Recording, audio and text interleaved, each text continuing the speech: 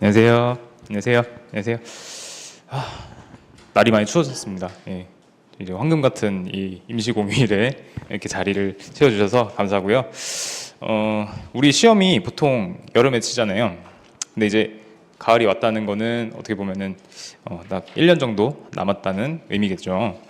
그래서 이제 2025년 대비 시험에 본격적인 1년이 시작된다는 의미라고 보시면 되겠습니다.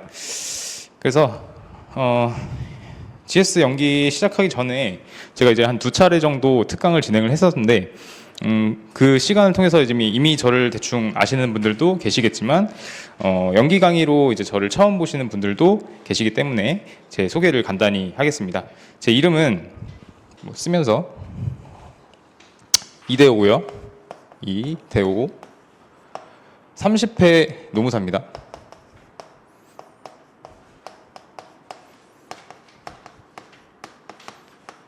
2021년에 합격을 했어요, 저는. 그리고 저는 지금 그 수원이랑 강남에 노무법인을 아주 자그마하게 운영을 하고 있습니다. 그래서 개업 노무사고요. 올해부터 이제 여기 방문가 학원에서 경영조직론 강의를 맡게 되었어요. 여러분들이 여기 지금 이 황금 같은 시간에 여기 앉아 계신 이유가 공인노무사 자격을 취득하려고 오신 거잖아요. 그래서 공인노무사라는 직업에 대해서 먼저 좀 설명을 해보려고 해요. 제가 이제 저는 공인노무사 준비를 하면서 그리고 이제 취득을 한 이후에도 좀 수도 없이 비슷한 말들을 많이 들었는데 그 이제 뭐 농사를 짓냐 뭐 그런 얘기도 들었고 뭐 노무사가 뭐 하는 거냐 뭐 그런 얘기도 많이 들었고 그리고 이제 뭐 공인노무사가 뭐 공인중개사랑 비슷한 거냐 뭐 이런 얘기도 많이 들었습니다. 근데 사실 그거는 제가 처음 이제 수험을 시작을 했던 2017년쯤부터 그때는 사실 그렇게 인식이 많이 높진 않았던 것 같은데 지금은 그래도 점점 저희 그 공인노무사라는 직업에 대해서 많이들 알고 계시고 사회적으로도 좀 많이 그 봐주신 것 같아요.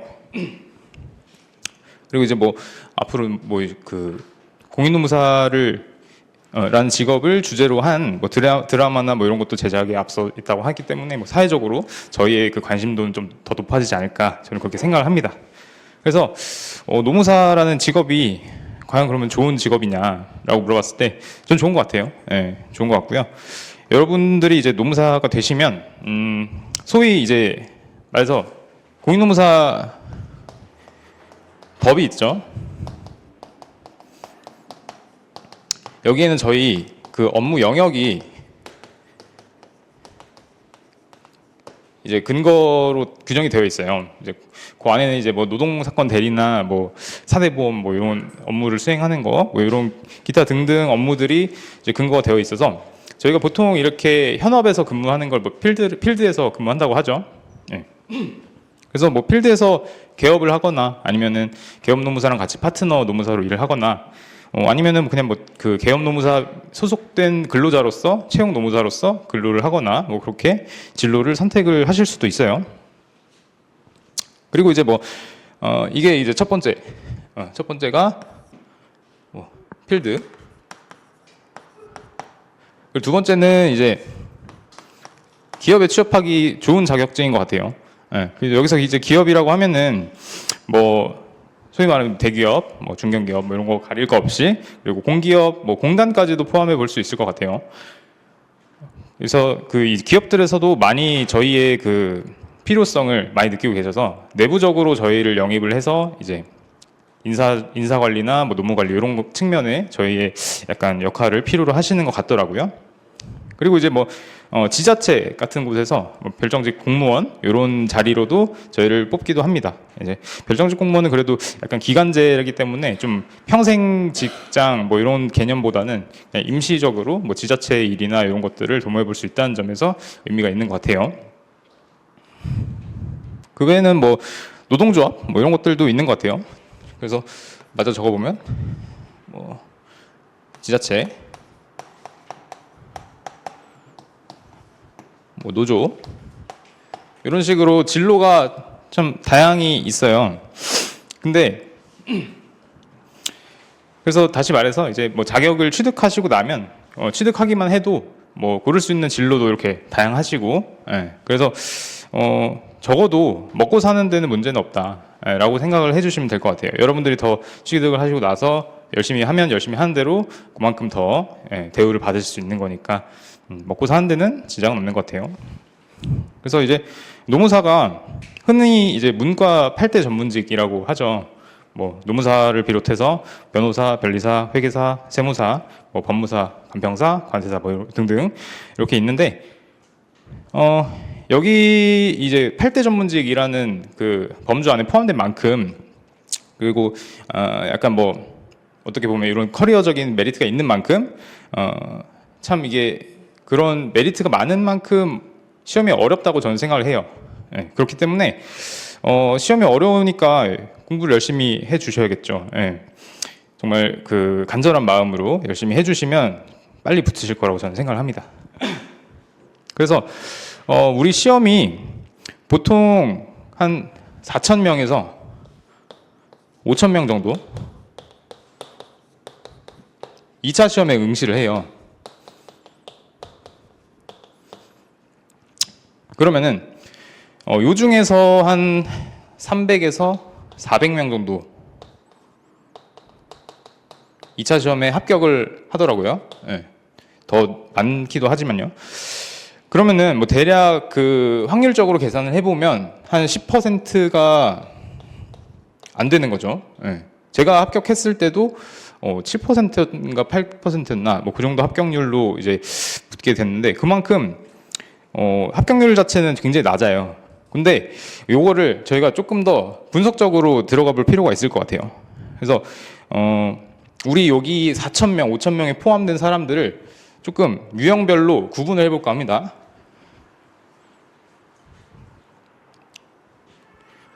요 안에는 첫 번째, 공부를 아예 안 하는 뭐 그런 유형들이 있는 거죠. 예. 이런 사람들은 일단 뭐 독서실 출근도 하고 전업으로 하는 만큼 매일같이 출근도 하고 아침에 가서 멍도 때리고 그리고 이제 뭐 때 되면 식사도 하고 졸리면 잠도 자고 스마트폰이 하고 싶으면 하고 스마트폰도 열심히 하시고요. 공부하는 시간이 뭐 그렇게 많지 않으신 유형들인 거예요. 이런 분들은 이제 합격 가능성이 낮겠죠. 그리고 이제 두 번째로는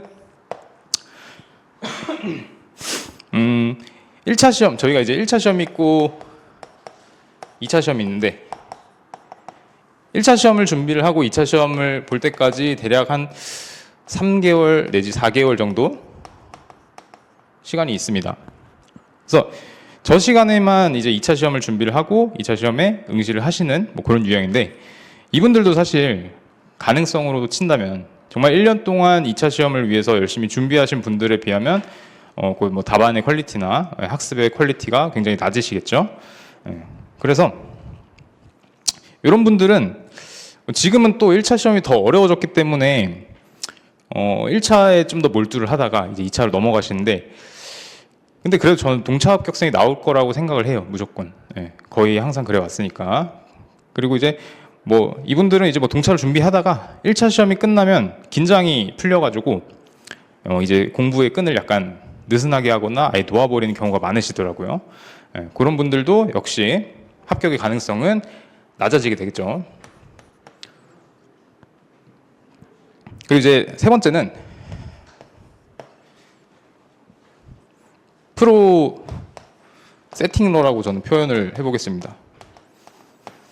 요 프로 세팅러 같은 경우에는 뭐 저희가 이제 그 수험을 하는 과정에서 이제 답안지를 써야 되니까 이제 볼펜도 골라야 되고, 그리고 이제 뭐 책의 목차나 이런 것들 표시하기 위해서 형광펜도 골라야 되고, 뭐 그런 뭐 손목보호대도 사야 되고, 뭐 공부 방법도 정해야 되고, 뭐 이런 것들이 있는데 이분들 같은 경우는 요거를 고르는데 시행착오가 너무 많은 거예요.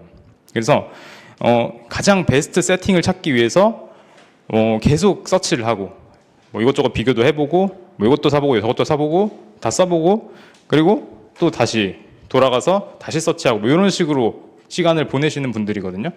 이런 분들도 많이 봤습니다. 제 친구 중에도 있었고요. 그래서 나중에 뭐 저희가 이제 의사결정 파트에도 나오는데 이제 제한된 합리성 뭐 이런 관점에서 저희는 접근해야 된다고 생각을 합니다. 최고의 세팅은 없어요. 여러분들이 적당한 만족할 수 있는 그 정도의 세팅을 찾으셔서 빨리 이제 수험에 몰입을 하셔야 된다는 거죠. 그리고 이제 이런 분들이 그 공부 방법에 대해서도 굉장히 많이 이렇게 좀 서치를 하시는 것 같더라고요. 공부 방법. 그래서 저희가 이제 동의 카페가 있고 뭐 유튜브도 있고 공부 방법을 찾을 수 있는 뭐 책도 있죠.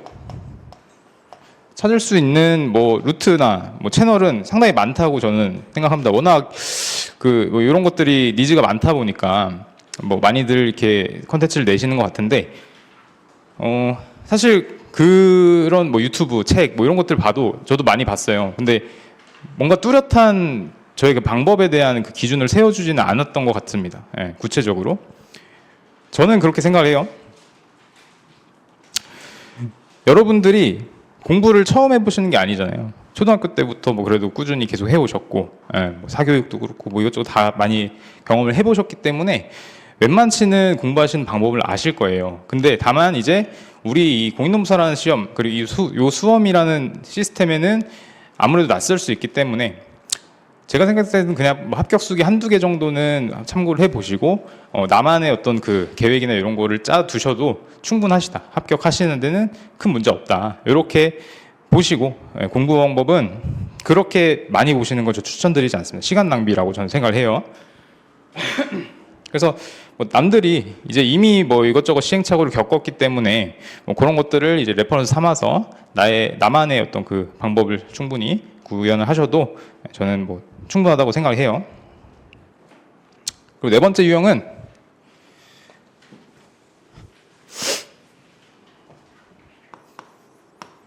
이제 학자 스타일. 요분 같은 경우는 뭐 저는 그래요. 저는 2차 시험을 총 4번 치렀거든요. 그 합격할 때까지.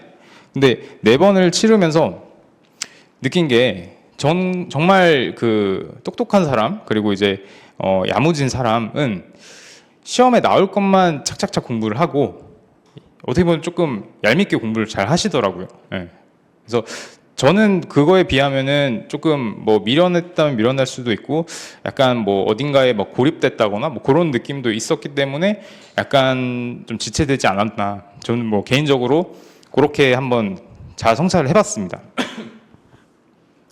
그래서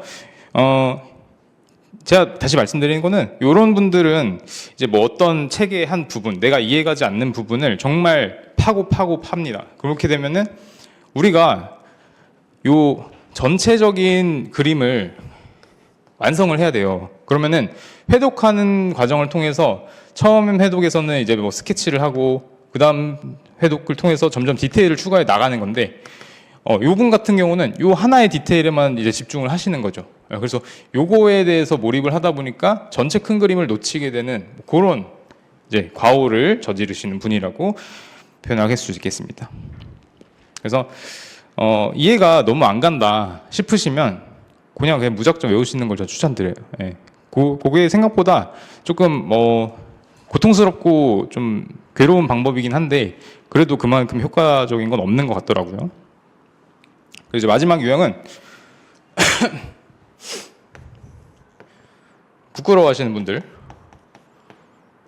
이런 분들은 저는 이 시험 저희 과정에서 모의고사를 정말 많이 볼 거예요. 모의고사를 많이 볼 거고 그리고 여러분들이 수험을 준비하면서 모든 과목에서 모든 모의고사가 굉장히 중요하다고 저는 생각을 합니다.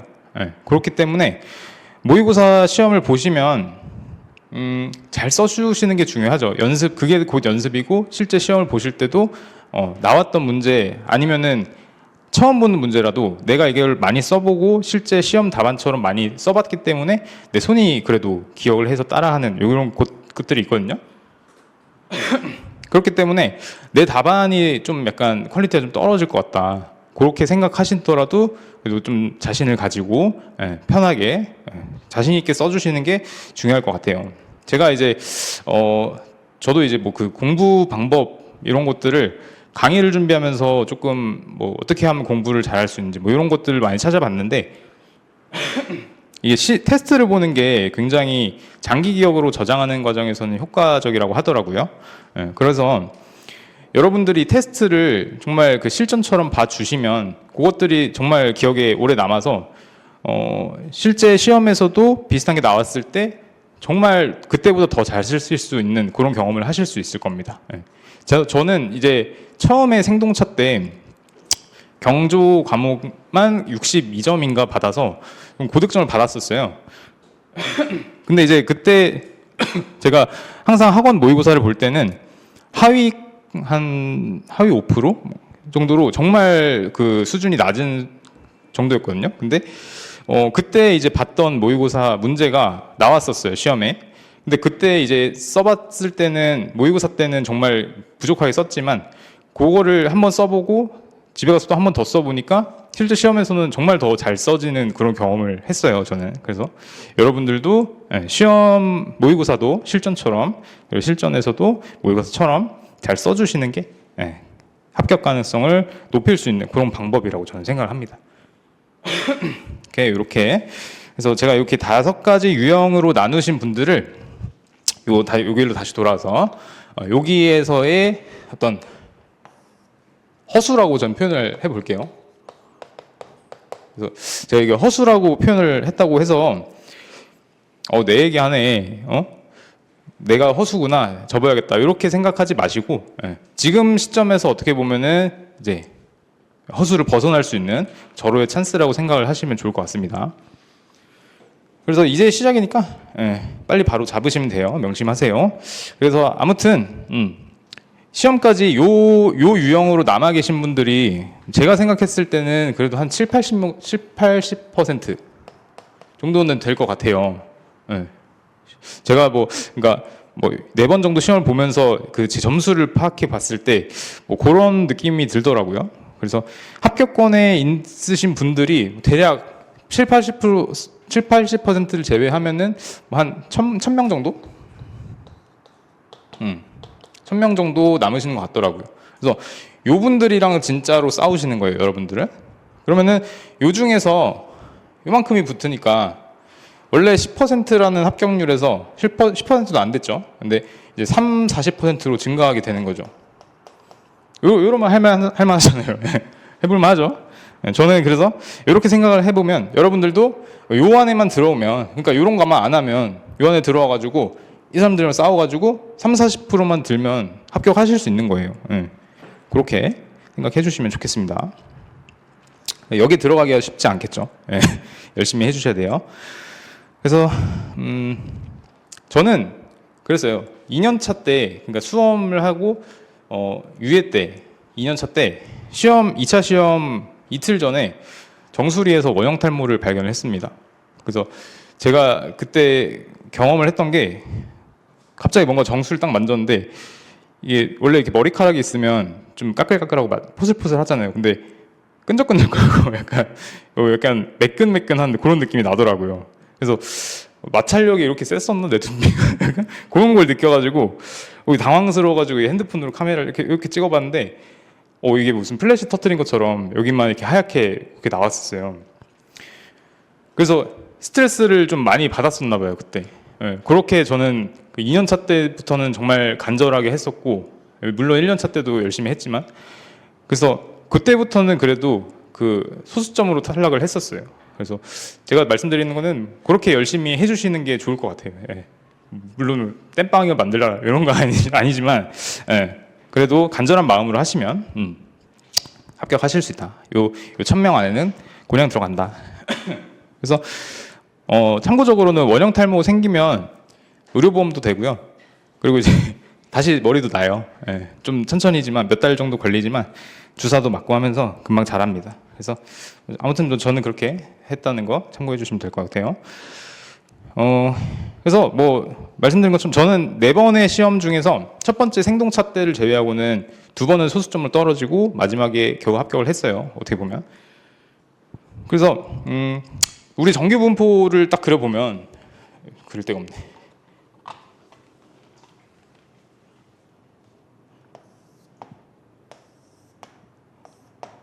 여기부터 합격을 한다고 치면 요 언저리가 사실 제일 많아요. 그 수험생들이 분포되어 있는 구간이. 예. 그래서 제가 결국 뭐 하려는 얘기는 정말 이제 열심히 해서 요 안에 들어가시면 요 소수점에 들어있고 여기부터는 정말 운의 영역인 것 같습니다. 예. 운의 영역. 운. 그러면은 그럼 내가 이거 운을 위해서 기도를 하고 이렇게 해야 되는 거냐? 저는 그거보다도 공부를 열심히 해서 운의 영향력을 키울 수 있는 거는 공부를 열심히 하는 거밖에 없는 것 같아요.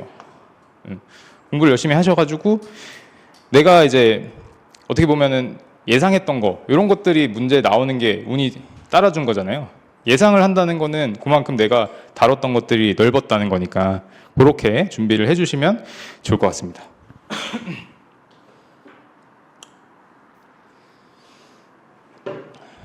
그래서 저희 딱 1년만 참아보고 열심히 해보시죠. 그래서 뭐 친구나 뭐 애인이나 뭐 유튜브, 인스타그램 뭐 이런 것들 굉장히 유혹적이고 누구는 막 어디 놀러 가고 막 어디 뭐 회사로 취업을 했고 뭐 돈을 얼마를 벌고 차는 뭘 끌고 다니고 정말 부럽습니다. 저도 저도 부러워했었고 근데 되돌아보면은 이런 거 다 중요하지 않아요, 여러분들.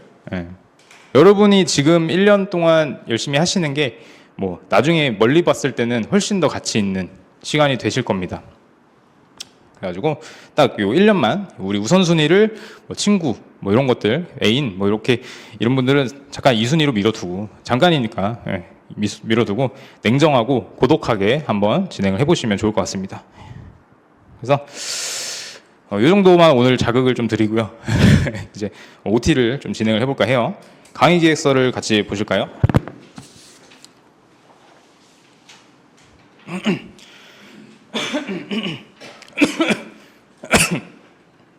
네, 제 이름은 이대호 노무사고요. 저 양력을 보시면 뭐 이렇게 많이 적어놓긴 했는데 사실 여러분들 뭐 합격하셔서 필드에 계시면 요거 채우는 거는 어렵지 않으시거든요. 그래서 저도 이제 뭐 하나하나 그냥 퀘스트 깨듯이 훈장 따듯이 이렇게 마련했던 거라서 한번 자랑스럽게 넣어봤지만 그렇게 실질적으로 어려운 것들은 아니다. 보시고 저는 보시는 것처럼 첫 번째 줄에 있는 것처럼 뭐 노무법인 대표 노무사고요. 제가 처음 수험을 하면서 그 먼저 합격했던 공인노무사 선배가 있었어요. 학교 선배인데 그분이 저랑 밥을 먹으면서 그 공인노무사의 직함이 적힌 명함을 주셨었거든요. 근데 저는 그 명함을 받았을 때 굉장히 큰 자극과 동기부여를 받았던 것 같아요. 그래가지고 오늘 혹시 그 제 명함 필요하시면 제가 이따 하나씩 드릴 테니까 여러분들 혹시 뭐 부적으로 쓰고 싶거나 책상에 붙여놓고 싶으시면은 그렇게 활용하셔도 될 것 같아요. 혹시 뭐 그렇죠? 그렇게 쓰시면 될 것 같고 그래서 쉬는 시간이나 뭐 끝났을 때 한번 그 저한테 오시면 제가 나눠드리겠습니다.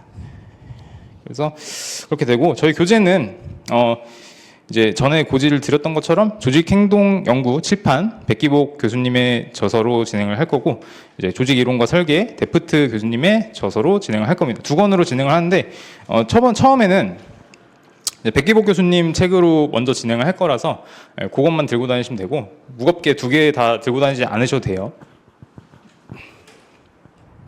그리고 이제 총 저희는 13회에 걸쳐서 진행을 할 건데 제가 그 지금 이제 저희 동업자분이랑 결혼을 준비하고 있어가지고 2회가 좀 잘렸어요. 그래가지고 그거는 제가 평일에 따로 보강을 하도록 하겠습니다.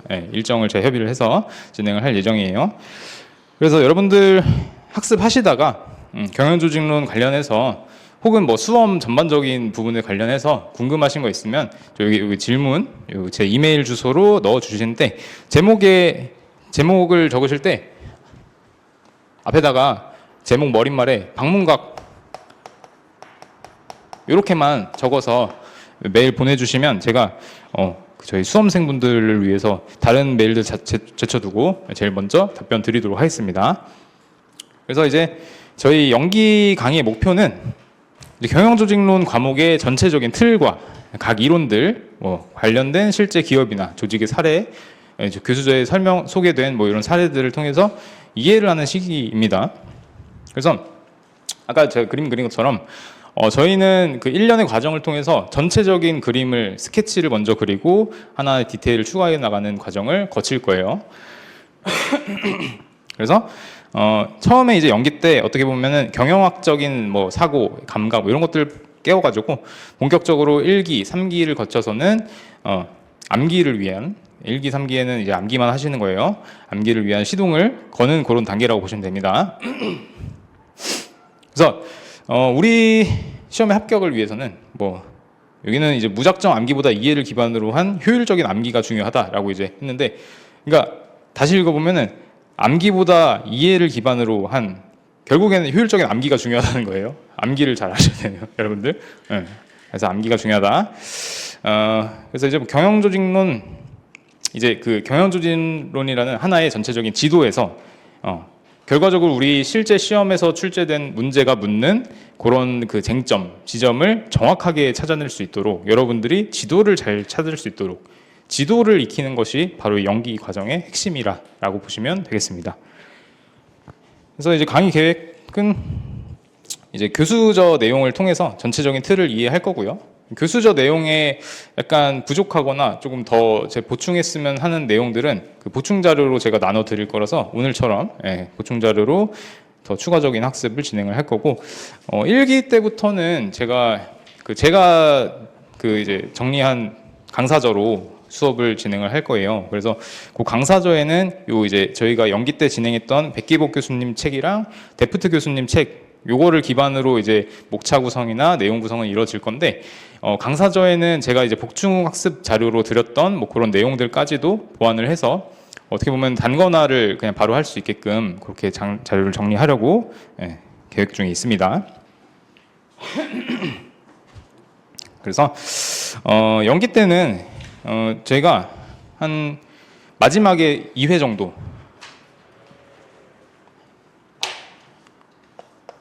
GS 연기 때는 2회 정도 50점 모의고사를 볼까 해요. 그래서 처음이시지만 그래도 이제 그냥 뭐 실전인 것처럼 진지하게 써주시면 좋을 것 같아요. 이런 경험 하나하나가 모여서 다 이제 여러분들의 그 밑바탕이 되기 때문에 잘 써주시면 좋을 것 같고요. 모의고사 말고도 다음 주부터는 매회 복습 문제를 내드리려고 합니다. 복습 문제는 뭐 어떤 내용이 들어갈 건지 봤을 때 그냥 뭐 모의고사 수준의 어떤 그런 분량이나 내용이나 이런 것들을 제가 요구하는 건 아니고, 여러분들이 개념을 잘 이해하고 있는지 그런 것들을 중점적으로 문제를 낼 거라서 그렇게 그냥 가볍게 매회 복습 문제를 통해서 좀 더 그 이해를 하는 시간을 갖도록 하겠습니다. 강의에서 그리고 이렇게 1기 때는 2번의 모의고사를 볼 거고, 연기 때 1기 때는 제가 뭐 한 1기 11번 정도 거의 이제 매회 모의고사를 볼 거로 예상을 하고 있어요. 그래서 제가 예상하는 거는 9회 정도는 25점, 그리고 나머지 2회 정도는 50점,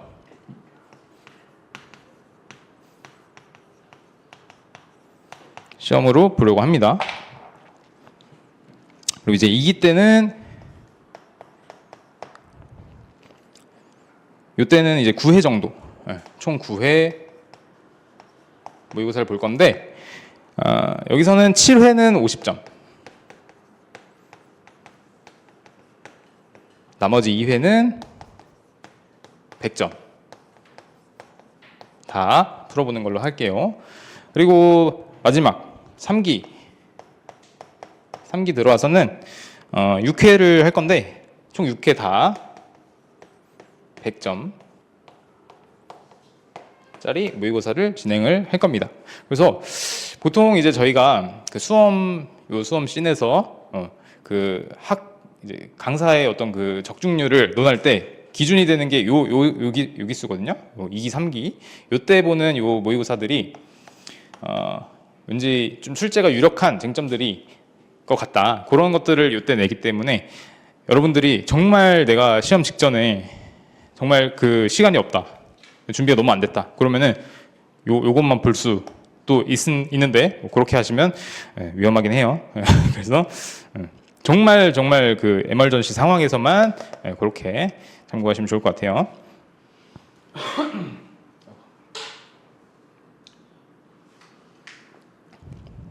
그래가지고 저희가 강의에서 2페이지 정도, 2페이지 보시면 13회에 걸쳐서 이렇게 강의 내용들, 범위들 진행을 할 거고요. 오늘은 이제 오리엔테이션, 그리고 1장 조직행동 기초, 능력, 태도, 가치관 이렇게 수업을 진행하는 걸로 할게요. 자, 그러면 본격적으로 OT는 이 정도로 마무리하는 걸로 하고 이제 저희 교재로 들어가도록 하겠습니다.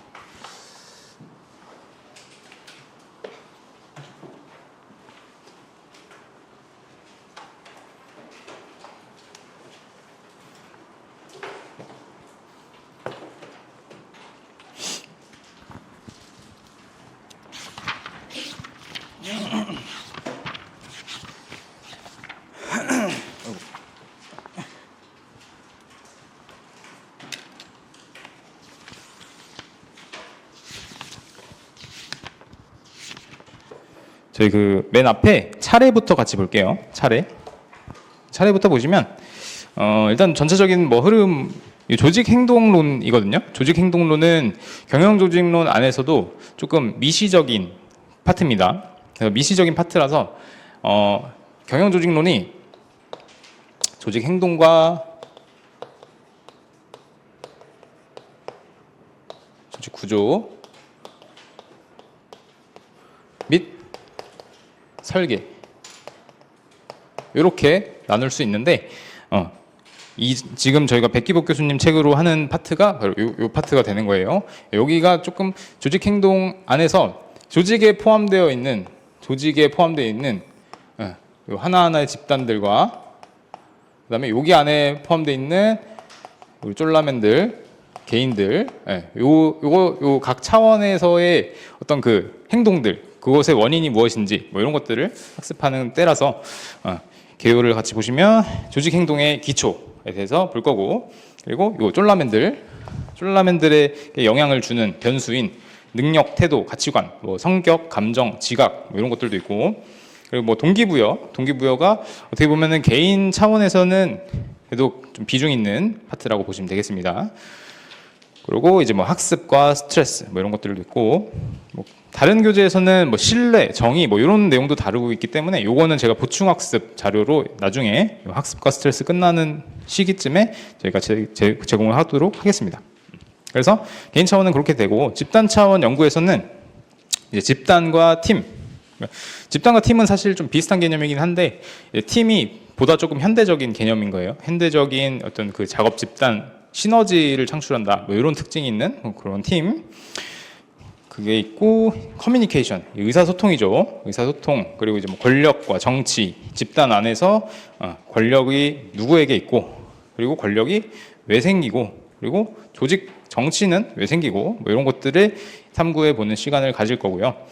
이제 집단 차원에서는 개인 차원에서 동기부여만큼 중요하게 다루는 부분이 리더십입니다. 리더십 안에 있는 여러 가지 유형의 리더십 이론들을 두 장에 걸쳐서 학습을 할 거고요. 그리고 이제 의사결정, 집단 안에서 결정을, 이제 문제에 대한 어떤 그 최적의 대안을 선택을 하는 그런 과정이 의사결정이 되는 거죠.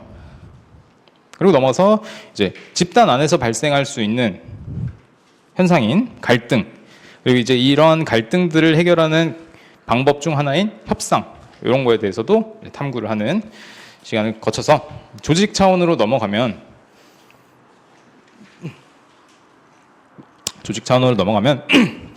조직의 행동에 영향을 주는 변수들로 이제 조직 문화와, 그리고 이제 조직 변화, 개발 이런 것들에 대해서 배우는 시간을 가질 겁니다. 그래서 조직 구조와 설계는 어떻게 보면 조직이 왜 생겼고, 그리고 조직이 어떤 모양을 가지고 있고, 그리고 조직을 이루는 것, 조직을 만드는 과정에서 이루어지는 것이 무엇인지 그런 것들을 배울 거라서 요거는 데프트 교수님 책 다룰 때 더 디테일하게 보도록 하겠습니다. 자, 그래서 PPT를 보면 자, 1장 조직 행동의 기초 파트부터 보겠습니다. 저희 교재 4페이지부터 볼게요. 이제 여기 들어가기 전에 이제 마이다스 IT라는 회사의 이형우 대표님이 추구하시는 자연주의 인본경영이라는 사례를 한번 보겠습니다. 마이다스 IT 이형우 대표는 자연주의 인본경영이라는 경영 철학을 실천을 한다. 사람을 몰아붙여 억지로 성과를 내는 것이 의미가 없다는 얘기죠. 사람의 본질을 잘 이해하여 성장시켜주면 기업의 성장은 자연스럽게 따라온다는 것이다. 이게 이제 자연주의 인본경영이라는 것의 의미입니다. 그래서 자연주의 인본경영이 구체적으로 무엇이냐 했을 때, 다시 말해서 이제 인간의 본질에 대한 합리적 이해를 통해 행복인지를 육성하고 세상의 행복 총량을 늘리는 것을 의미를 한다. 그래서 이런 경영 철학에 따라서 마이다스 IT는 뭐 사무 경영을 실천한다라고 되어 있는데, 뭐 사무에는 뭐 무스펙, 스펙 보지 않고 무징벌, 징계, 처벌 없고 무상대평가, 상대평가하지 않는다, 비교하지 않는다, 무정년, 정년, 퇴직 이런 거 없다, 역량이 있으면 계속 일할 수 있다, 뭐 이런 것들이 경영 철학으로 추구를 한다고 해요. 그래서 이러한 뭐 자인 경영, 뭐 자연주의 인본 경영, 뭐 줄임말인 것 같은데, 자인 경영은 구성 복지에도 잘 나타난다. 호텔급 식사 제공, 가족 정밀 건강 검진, 유치원 자녀 매월 일정액 지원, 대학 등록금 전액 지원, 결혼기념일과 생일 축하금 제공, 주택자금 대출 지원 등 인본 경영에 맞는 복지 제도를 갖추고 있다. 뭐 이렇게 되어 있고, 이형우 대표님의 좌우명은 충록 잡을 견산, 확금 잡을 견인. 라고 해서 사슴을 쫓는 자는 산을 보지 못하고 돈을 노린 자는 사람을 보지 못한다 라고 했습니다. 그래서 밑에 문제를 보면 사무 경영을 시행하는 데 필요한 전제 조건 무엇인가 라고 봤을 때, 이제 이형우 대표, 마이다스 IT 이형우 대표의 경영 철학인 인간의 본질에 대한 합리적 이해를 통해서 행복인지를 육성하고 세상의 행복 총량을 늘리는 것, 이걸 이제 전제 조건이라 볼 수 있는데, 다시 말해서 이 조직 행동 파트에서 중요한 것이 바로 인간의 본질에 대한 이해가 중요하다. 요 내용을 말씀드리기 위해서 제가 이제 사례를 설명을 드린 겁니다. 그래서 우리가 이제 조직 행동의 각 차원, 그리고 각 차원 안에 속해 있는 여러 가지 변수들을 배우는 이유가, 결국에는 그 조직을 이루는 개개인 인간들의 어떤 그 본성과 그것들을 이해를 함으로써 이 조직을 경영하는 데 있어서 어떤 변화를 가져올 수 있는지, 그리고 어떤 결과를 낼 수 있는지, 뭐 그런 것들을 이해하기 위한 것이다. 보시고 5페이지로 넘어가면 이제 경영의 핵심은 사람이다, 뭐 이렇게 나오는데, 이제 2020년 초부터 코비드 19 코로나 바이러스죠. 이게 이제 조직 경영 전반적인 측면에서도 여러 영향을 끼쳤어요. 그래서 뭐 사회적 거리두기, 뭐 이동 제한, 뭐 이런 것 때문에 경영의 불확실성, 환경의 불확실성 상태가 좀 커졌고요. 언택트 시대를 맞아서 재택근무가 좀 활성화됐어요. 지금은 사실 그 코로나 당시만큼 많은 기업들이 재택근무를 취하지는 않는 것 같더라고요. 다시 이제 그 언택트의 반대의 시대로 다시 이제 회귀를 하는 양상을 보였는데, 뭐 요 시대 때문에 약간 대면 미팅이 위축되고 비대면 미팅이 활성화된다, 뭐 이런 변화도 생겼어요. 그리고 이제 뭐 가상성이 높아지면서, 가상성, 버추얼리티가 높아지면서 조직 경영이 뭐 새로운 국면을 맞고 있다. 이렇게 어떻게 보면은 조직이 처한 환경에 여러 변화들이 발생했다, 이렇게 보시면 되겠어요. 그리고 뭐 4차 산업혁명이라고 아시죠? 4차 산업혁명이 이제 뭐 정보통신 기술을 통한 어떤 그런 산업혁명을 의미를 하는데, 여기에 영향을 미친 기술들로는 뭐 빅데이터, 디지털 전환은 뭐 변화하는 그런 환경에서 디지털 기술로 어떤 그 비즈니스의 기존 프로세스, 뭐 문화, 고객의 경험, 뭐 이런 것들을 개선하는 그런 과정이라고 보시면 돼요. 그리고 이제 뭐 인공지능, AI 이제 뭐 많죠. 플랫폼, 뭐 클라우드 컴퓨팅, 뭐 이런 디지털 기술로 새로운 사업, 새로운 뭐 공장의 생산 방식, 조직 구조, 뭐 이런 것들이 변화가 됐고요. 그리고 이제 조직 구성원에게 있어서도 이러한 기술들을 다룰 수 있는 것들이 굉장히 중요해졌다 라는 서론으로 시작을 했죠. 조직 경영이란 사람을 통해서 목표를 달성하는 것이다 라고 되어 있습니다. 그래서 사람을 통해서 목표를 달성한다.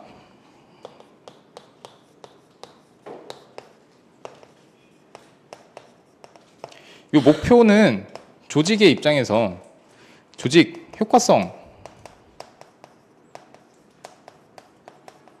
이라고 표현을 할 수 있을 것 같아요. 이 안에는 뭐 그 기업의 업종이나 뭐 특성에 따라서 뭐 생산성이 될 수도 있고, 뭐 윤리성 이런 것도 될 수도 있고요. 구성원의 행복,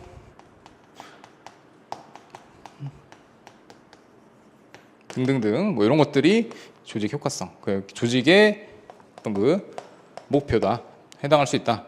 그래서 이 목표를 달성하기 위해서 사람이 굉장히 중요하다, 이런 말을 하고 있어요. 그래서 그러니까 사람이 중요하기 때문에 사람에 대한 전반적인 확실한 이해가 있지 않고서는 경영을 제대로 할 수 없다라는 의미죠. 그래서 뭐 지금 시대처럼 코로나 바이러스, 뭐 IT 혁명 이런 이제 새로운 그 환경의 변화로 인해서 기업의 입장에서는 새로운 도전에 직면을 한 거예요. 그래서 이때는 정말 더 기존보다도 사람에 대한 명확한 이해와 사람과 사람과의 관계, 그리고 사람이 구성하는 집단을 넘어선 조직에 대한 명확한 이해가, 그리고 그것에 대한 통찰이 매우 중요해졌다라고 볼 수 있겠습니다. 그래서 지금 뭐 우리나라 같은 경우도 어떻게 보면 자본주의 경제에 속해 있다고 볼 수 있어요. 미국과 같이. 그래서 이때는 이런 자본주의 경제 아래서는 자본, 뭐 정보, 사람 이런 것들이 필요하다고 보는데, 기본적으로 자본이 있어야지 뭐 회사를 설립하고 운영하고 제품을 생산하고 이런 것들이 가능하고, 그리고 뭐 어떤 물건이, 어떤 서비스가 시장에서 잘 나갈지 이런 것들을 분석하기 위해서는 정보가 필수적이겠죠. 정보가 있어야지 회사가 존속하고 유지하고 성장하고 할 수 있겠습니다. 근데 이런 것들을 전반적으로 실현하는 데 있어서 가장 중요한 것은, 그 주체가 되는 것은 바로 사람이라는 거죠. 그래서 뭐 자본을 마련하는 것도 사람의 역할이고, 정보를 확보하는 것, 그리고 정보를 활용해서 의사결정을 하는 것도 결국엔 사람의 역할이다.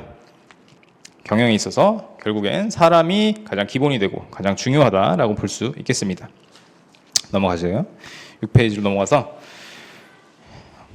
우리나라의 그 굴지의 대기업들 경우에는 자본도 많고 기술력도 충분해요. 그래서 사실 성공한 것이라고 볼 수 있겠지만, 그거보다 중요한 거는 그것을 달성하기 위해 어떤 그 집념과 그런 이제 뭐 간절함, 뭐 그런 몰입도를 가지고 있는 사람들이 있었기 때문에 그러한 성공을 이룩하지 않았나, 책에는 표현을 하고 있습니다. 미국에 있는 유명한 기업인 애플, 마이크로소프트 이런 기업들도 성공을 했다고 볼 수 있는데, 결국에는 이 유명한 스티브 잡스와 빌 게이츠와 함께한 그 크루들, 그 사람들의 덕에, 그 사람들의 노력 덕에 자본이나 정보를 적극적으로 활용을 해서 큰 성공을 이뤘다고 볼 수 있죠. 결과적으로는 뭐 사람이 중요하다, 이런 의미인 거예요. 네 번째 문단으로 넘어가서, 기업은 사람 때문에 흥하기도 하고 망하기도 한다고 해요. 그래서 사람을 이제 기업을 이렇게 흥하게 하기 위해서는 이제 기업에 좋은 기여를 할 수 있는 사람을 선발하고 모집하고 확보하고 이런 것들이 중요하고, 그리고 이제 기업에 손해가 될 것 같다, 해를 끼칠 것 같다, 이런 사람들은 이제 애초에 뽑지 않으려고 노력을 하는데, 그런 과정에서 중요한 것이 이런 사람들을 잘 필터링 할 수 있다, 그런 것들이, 그런 눈을 기르는 것이 굉장히 중요하다는 거죠. 그리고 이제 기업에서는 교육 훈련 이런 것들을 통해서 조직 목표 달성을 위해서 이 사람들이 직무를 수행하는데 적합한 역량, 기술을 개발할 수 있도록 도와줄 수도 있고, 그리고 기업이 추구하는 목표, 그리고 기업이 지향하는 올바른 가치관을 가진 직원을 확보하기 위해서도 이 사람의 역할이 굉장히 중요하다. 그렇기 때문에 기업의 흥망을 결정한 것이 사람이다 라고 보았습니다. 결과적으로 사람을 잘 뽑고 잘 관리하고 적절히 지원하기 위해서 사람과 사람의 본질을 잘 이해해야 한다고 봐요. 요 앞에 이제 뭐 사람을 잘 뽑고 잘 관리하고 적절히 지원한다, 요거는 저희 이제 그 같은 저희 공인노무사 2차 과목이 인사노무 관리의 어떤 그 내용인데, 요거를 잘 시행하기 위해서는 근본적으로 사람의 본질 이런 것들을 잘 이해를 해 주셔야지 가능하다라는 어떤 그 경영조직론과 인사노무 관리론의 인과관계, 뭐 상관관계 뭐 이런 것들을 설명할 수 있겠죠. 그래서 조직 행동론은 결과적으로 경영에 큰 영향을 미치는 사람 또는 사람들의 문제를 다루는 그런 학문 체계다라고 보시면 되겠습니다.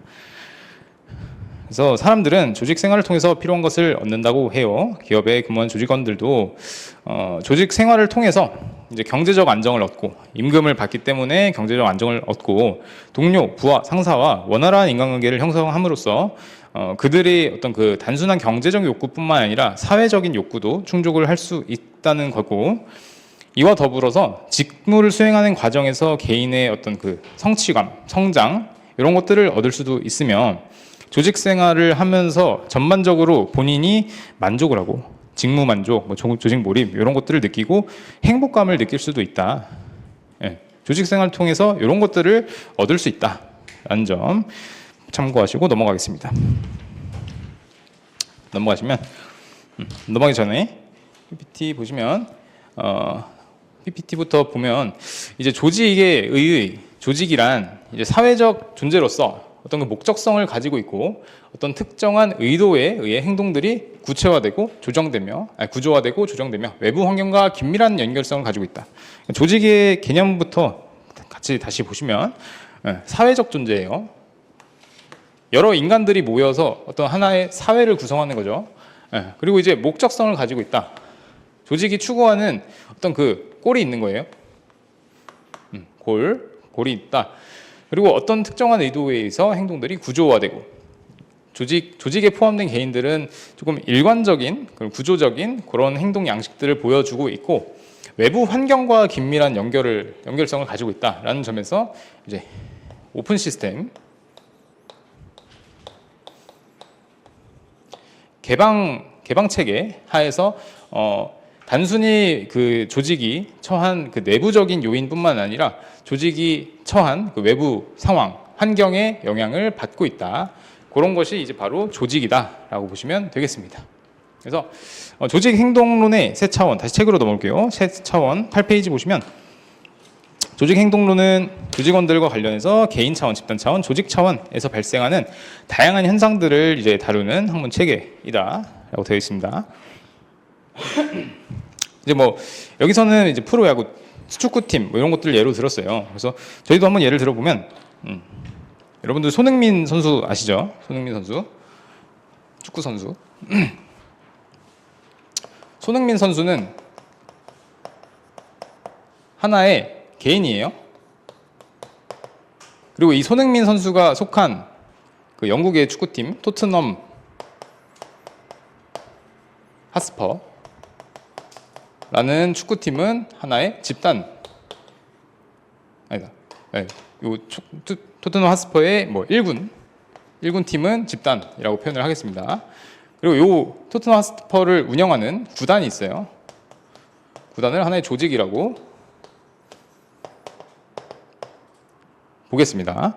그러면 요 토트넘 하스퍼라는 팀이 만약에 그 어떤 리그에서 기대했던 성과나 뭐 성적이 좋지 않다. 그렇게 보면은 그 팀의 에이스인 손흥민 선수한테 질책을 할 수도 있는 것이고, 전체적인 팀에 대해서도 이제 책임을 물을 수도 있는 것이고, 그리고 이 팀을 관리하는, 운영하는 구단에 대해서도 책임을 물을 수 있는 거다. 우리가 요 세 차원에 대해서 원인을 파악하고 이제 원인을 파악하는 과정을 거칠 수 있다라는 일련의 예를 들어봤고요. 이제 기업의 사례로 넘어와서 는 영업 이제 예를 들어서 뭐 K사의 영업 1팀이라는 A라는 직원이 다른 영업 직원들에 비해서 특별히 성과가 낮다면 뭐 개인적인 차원 문제로 볼 수 있지만 영업 1팀의 성과가 평균적으로 다른 영업팀에 비해서 낮게 나타난다면 집단 차원의 문제가 되죠. 그리고 이제 K사 전체 영업 실적에 따른 경쟁사들 대비 낮게 나타나고 있으면 조직 차원의 문제라고 봐야 될 것이다라고 되었어요. 그래서 뭐 각 차원의 이제 성과가 낮은 원인을 여러 가지로 볼 수 있는데 A라는 사원의 낮은 성과가 영업에 맞지 않는 영업력이 부족한 본인의 성향이나 능력 이런 것들을 원인으로 할 수도 있고 영업 1팀 차원에서 성과 부진에 대해서 원인을 분석해 보면 팀 안에서 발생한 갈등이나 팀원들 사이의 커뮤니케이션, 의사소통이 원활하지 않았기 때문에 이런 성과 부진이 발생했을 수도 있다라고 볼 수도 있고요. 그리고 이제 K사의 낮은 영업 실적의 원인을 조직적인 차원에서 봤을 때는 영업보다는 경영, 관리 뭐 이런 것들을 중시하는 조직 문화나 회사의 잘못된 인센티브 제도, 영업사원들에 대해서 이제 인센티브 제도를 잘못 설계를 했던 경우에도 동기부여가 되지 않아서 조직 차원의 성과가 창출되지 않았을 수도 있겠죠. 그래서 조직 구성원의 어떤 그 조직의 그 결과, 조직 성과에 대한 원인을 세 가지 차원을 통해서 분석을 해볼 수 있다라는 점 이해해 두시면 되겠습니다. 그래서 개인 차원, 요 8페이지 세 번째 단락 보시면 개인 차원, 집단 차원, 조직 차원에 대한 주제는 매우 다양한데 개인 차원은 능력, 태도, 가치관, 성격, 지각, 감정, 동기 같은 개인 간의 차이, 개인차와 관련된 주제들을 포함을 합니다. 그래서 개인 차원의 주제들은 조직원에 대해서, 개인에 대해서 영향을 미치는 요인들이고요. 집단 차원 주제들은 집단과 팀의 성격, 커뮤니케이션, 갈등, 협상, 집단 의사결정, 리더십, 권력, 정치 이런 것들, 여러 사람들이 이제 하나의 작업 집단을 이뤄서 수행하는 경우에 발생할 수 있는 요인들에 대한 설명을 하고 있습니다. 그래서 이들은 이제 각 집단 안에 구성원들의 행동에 영향을 미치게 되는데요. 조직 차원의 요인들로는 이제 조직 문화, 조직 변화와 개발, 조직 구조, 경영 전략 이런 것들을 들어볼 수 있겠죠. 그래서 이처럼 조직의 개인, 집단, 조직 차원의 요인들이 구성원의 행동들에 어떤 영향을 미치는지를 조직 행동론에서는 다룰 것이다 라고 보시면 되겠습니다. 그래서 여기서 제가 설명했던 내용들이 PPT에 나와 있어요. 이거는 보지 않고 넘어가겠습니다. 그래서 조직 행동론에 여러 가지 특징들이 있는데 첫 번째 특징이 바로 이제 다른 학문들과의 교류가 활발하다라는 점이에요. 우리 조직 행동론을 보시면 많은 다양한 학문들의 어떤 이론이나 연구가 활용이 되고 있어요. 그래서 예를 들면은 심리학을 활용해서 개인의 성격이나 지능, 감정 이런 것들을 분석한 연구 결과들을 조직 이론으로 활용을 할 수도 있고요. 그리고 이제 정치학, 사회학, 사회심리학 이런 것들을 통해서 집단, 조직 차원의 어떤 그 행동 양상 이런 것들을 분석할 수 있는 연구를 진행을 했다는 점. 그래서 PPT 보시면 개인 차원에서는 이제 개인의 속성 그리고 개인과 환경 간의 어떤 그 상호작용. 그러니까 이거는 이제 내부적인 요인인 거고, 요거는 이제 외부적인 요인이 되는 거죠.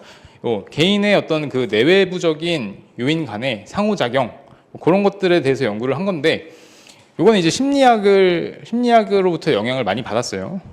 그리고 집단 차원으로 넘어가면 집단의 속성과 행동, 그리고 집단이 개인에 미치는 영향, 이런 것들을 통해서 연구를 했는데, 요 연구를 할 때는 사회학, 정치학, 사회심리학 이런 것들의 영향을 많이 받았다.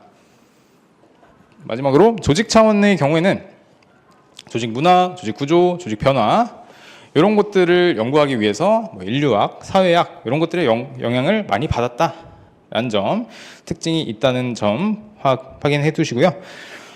그래서 이 조직 행동론이 과거에는 이제 다른 이런 학문들을 통해서 영향을 받아서 연구가 진행이 됐는데, 현재는 이 조직 행동론이 오히려 다른 학문들에게 긍정적인 영향을 주고 있다라는 점에서 변화가 있었다. 그래서 서로 이제 학문들 간의 어떤 그 상호작용 그리고 융합 이런 것들이 이루어졌다 정도로 알고 계시면 되겠습니다.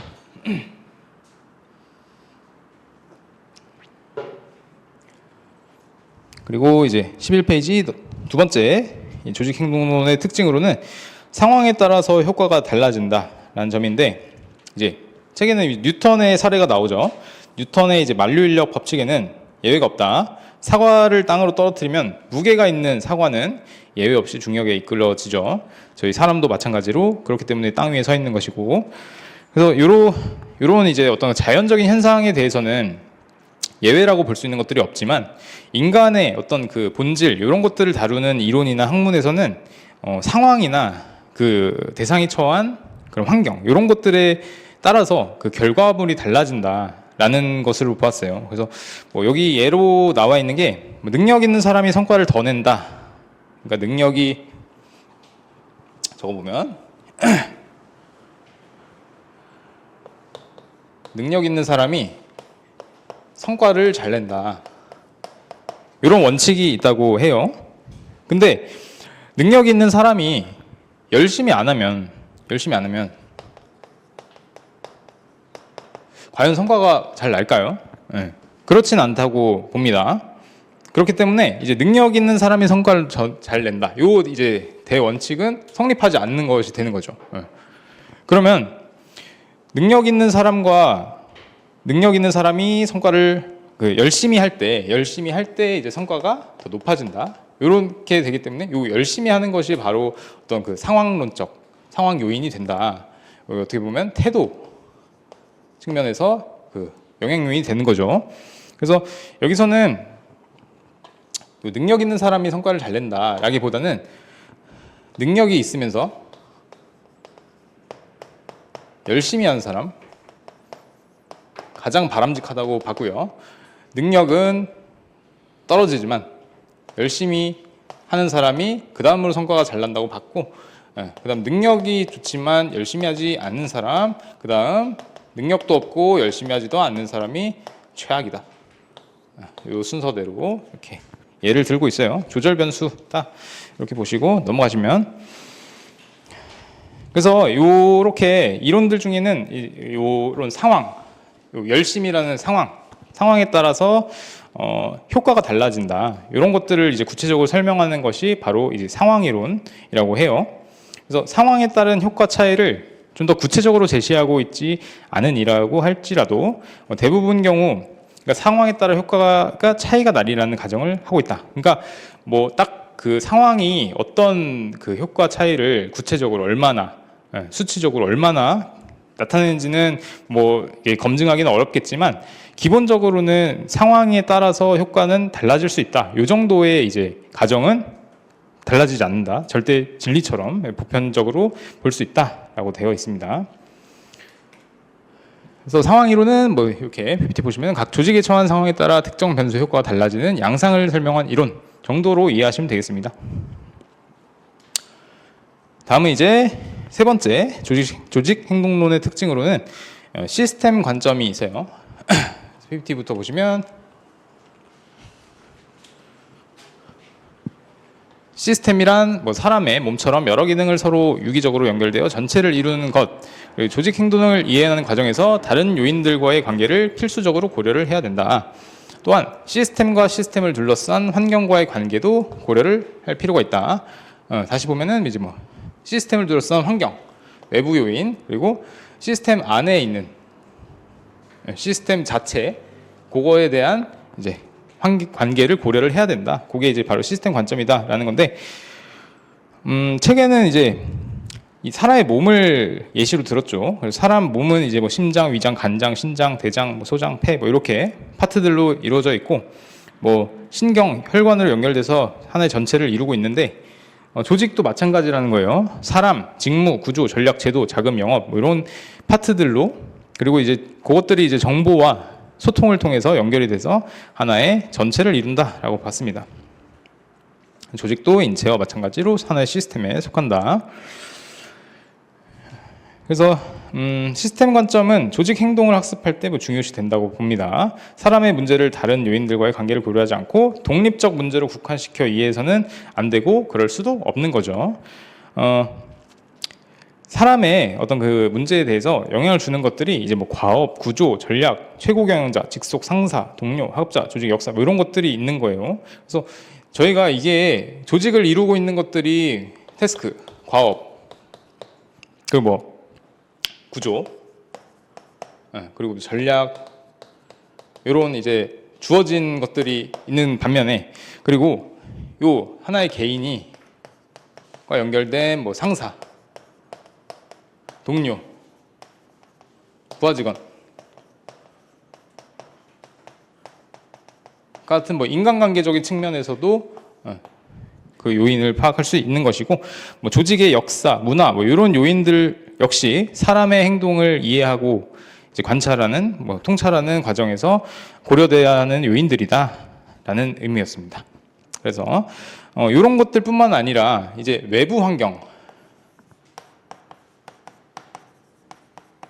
외부 환경의 어떤 그 요인들도 같이 고려되어야 하겠다는 측면에서 이제 열린 시스템의 관점, 오픈 시스템이라는 관점에서 조직 행동을 이해할 필요가 있다. 그런 노력이 바람직하다라고 되어 있습니다. 그래서 요 뒤에 이제 한국 기업들은 조직 행동을 어떻게 관리하고 있는가? 요거는 그냥 뭐 개인적으로 한 번씩 읽어보시면 될 것 같고요.